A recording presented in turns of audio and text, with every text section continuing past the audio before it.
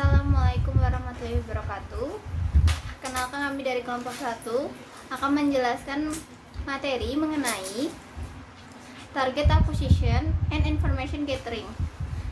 Kami beranggotakan, yang pertama adalah Letitia Ingrid Amalia NIM 42, dan saya Ananda Muslimah Hamayani NIM 43.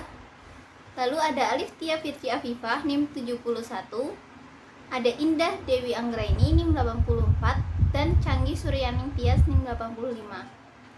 Baik, langsung saja kita ke materi.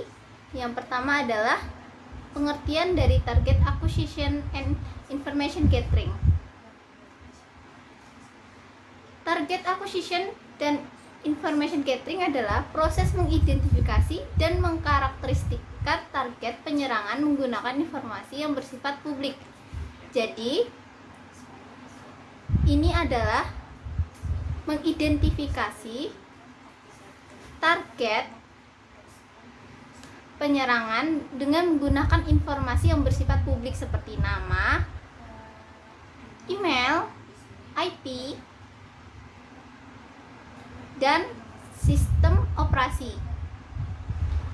Baik, selanjutnya saya akan menjelaskan mengenai tahapan target acquisition and information gathering. Yang pertama adalah ada footprinting. Footprinting ini adalah di mana kita mengidentifikasi profil dari target. Profil yang diidentifikasi adalah dari segi keamanannya. Dan yang kedua adalah scanning. Scanning mengidentifikasi celah untuk masuk dalam sistem sehingga dapat mengambil informasi target. Dan yang ketiga adalah membuat tabel tentang target. Membuat tabel tentang target ini ketika data atau informasi yang ingin diambil itu, yang diperlukan itu sudah terambil. Informasi-informasi yang biasanya diperlukan adalah mengenai alamat IP, nama, lalu ada sistem atau sistem operasi, dan aktif atau tidaknya sebuah target tersebut. Selanjutnya akan dijelaskan oleh Canggih Suryaning Tias.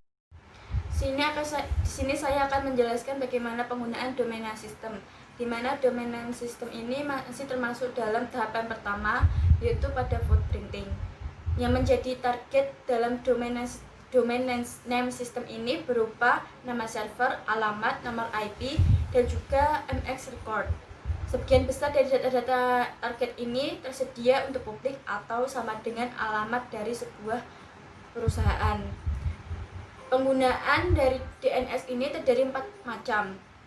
Yang pertama, penggunaan whois, di mana who ini diperuntukkan untuk siapa dan is ini menunjukkan target.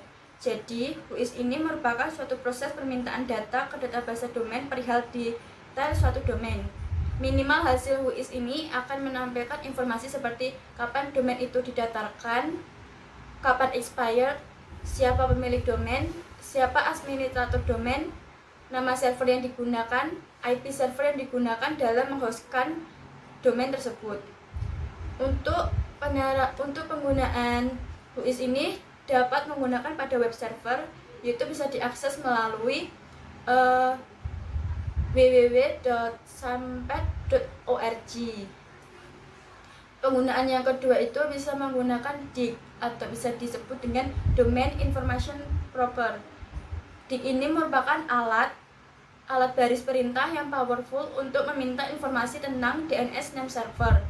Yang ketiga itu penggunaan NS Lookup. NS Lookup ini suatu tool untuk melihat query DNS server yang digunakan dan juga untuk melihat IP address suatu domain maupun sebaliknya. Untuk melihat IP address ini dapat dilakukan pada command prompt bagi yang menggunakan Windows. NS Lookup ini juga sering dipakai untuk mendiagnosa permasalahan jaringan yang berhubungan dengan DNS. Nah, untuk mengetahui di sini juga dapat menggunakan terminal unik. Yang keempat itu penggunaan host. Penggunaan host ini digunakan untuk mencari informasi mengenai name server, mail record, dan lain-lain. Untuk mencari informasi ini dapat dilihat mengakses web server yaitu www.indokis.com. Selanjutnya, saya akan menjelaskan mengenai mengetahui routing. Nah, yang pertama itu pengetahuan tentang threshold. Threshold ini berfungsi untuk melacak jejak pada paket protokol internet atau IP serta mengetahui jalur paket dari suatu jaringan ke jaringan lain. Secara singkatnya, threshold ini digunakan untuk mengetahui routing. Untuk threshold ini, untuk mengetahui routing ini dapat menggunakan melalui terminal unik. Nah, untuk penerapannya ini bisa pada operasi berbasis Debian, Red Hat, Ubuntu, dan lain sebagainya. Nah, untuk penerapannya tuh langkah pertama itu pengguna membuka terminal Linux. Yang kedua, baru menginstal Threshold. Jika sudah, tuliskan perintah threshold dengan hostname atau alamat IP tujuan untuk mengetahui threshold command. Mengetahui routing, kita juga dapat menggunakan operating system Windows menggunakan command prompt. Pada menu command prompt, kita membuka command prompt, kemudian ketikkan DNS dan masukkan threshold-nya beserta IP, yaitu tracer 167.205.21.82. Dan terakhir, kita dapat melakukan routing threshold melalui web dengan membuka website yaitu http://visualroute.visualware.com. Selanjutnya, kita masuk ke tahap berikutnya yaitu scanning protokol, di mana scanning protokol ini bertujuan untuk mencegah pengubahan data oleh target. Ada dua tahapan yang dapat dilakukan yaitu syslog dan ICMP log. Syslog secara garis besar adalah suatu kegiatan untuk mengirimkan aktivitas log secara remote dengan cara melakukan konfigurasi dengan router yang diinginkan. Jadi, target akan dilakukan konfigurasi dengan routernya.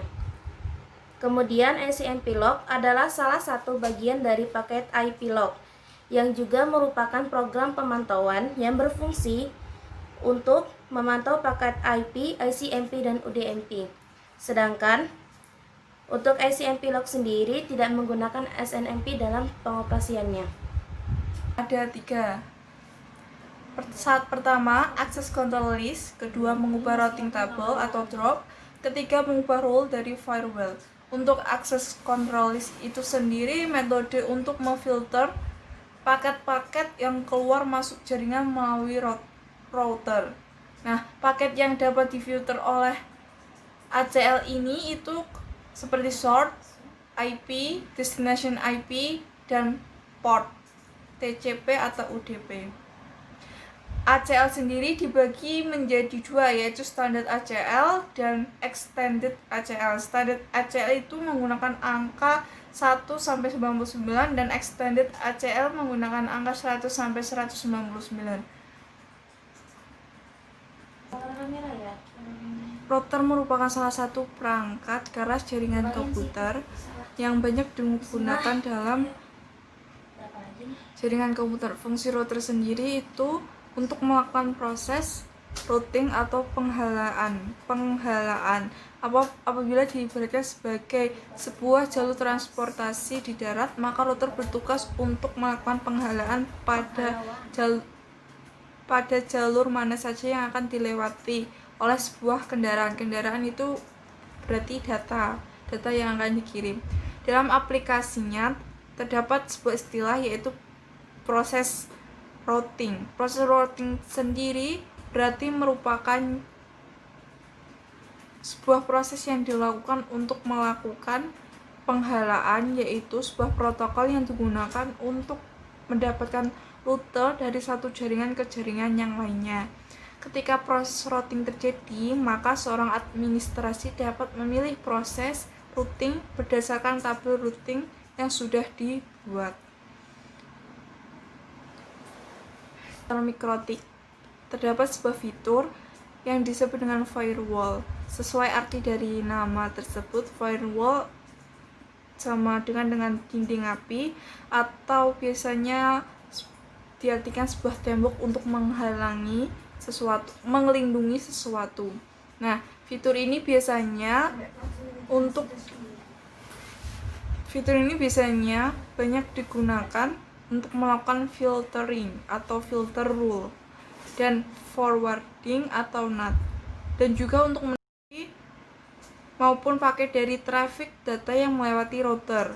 Supaya fungsi firewall ini dapat berjalan dengan baik, kita harus menambahkan rule yang sesuai dengan routernya. Melakukan penangkalan scan, kita bisa mengubah rule dari firewall untuk melindungi rute yang akan dilalui oleh router itu sendiri. Contohnya pada software Portcentery. Mengetahui operation system atau OS dari target yang akan diserang merupakan salah satu pekerjaan yang dilakukan oleh hacker.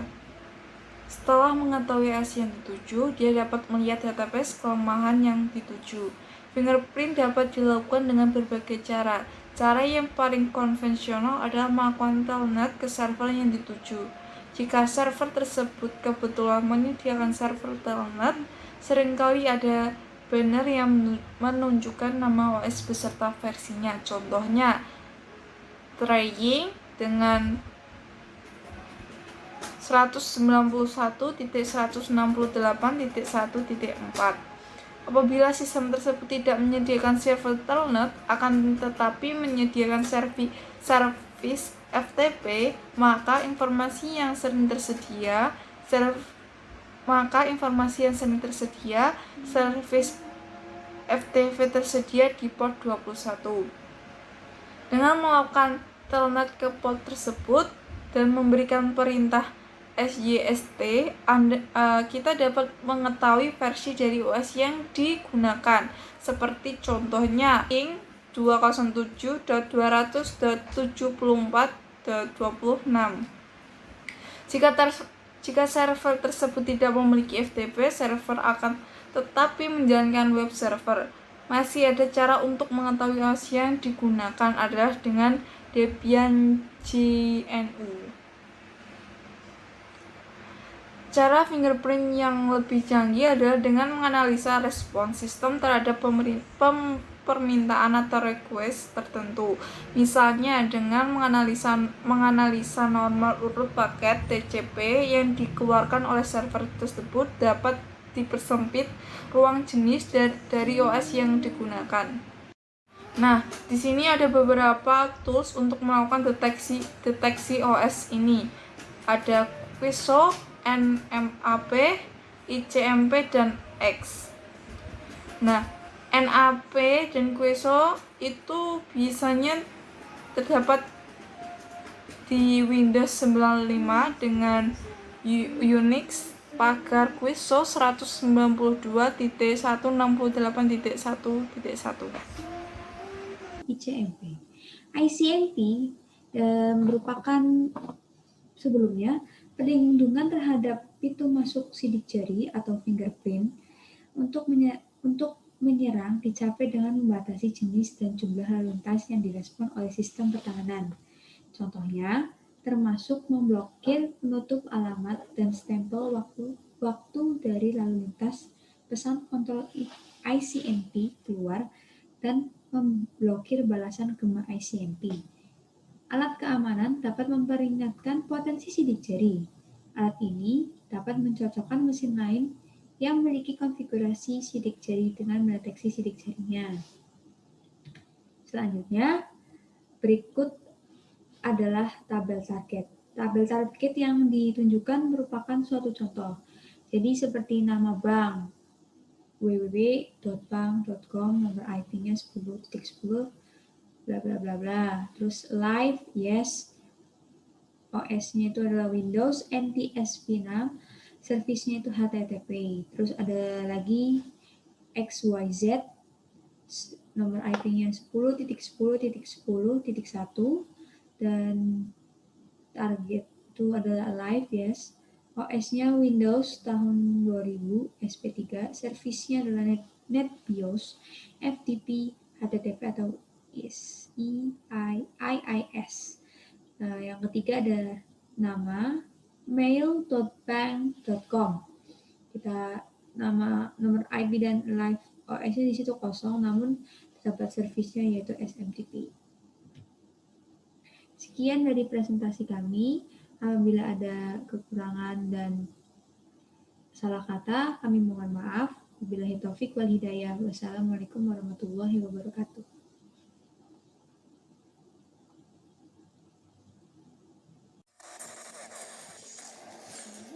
Film Who I Am yang ditayangkan pada tahun 2014 merupakan salah satu contoh film yang memiliki unsur target acquisition and information gathering.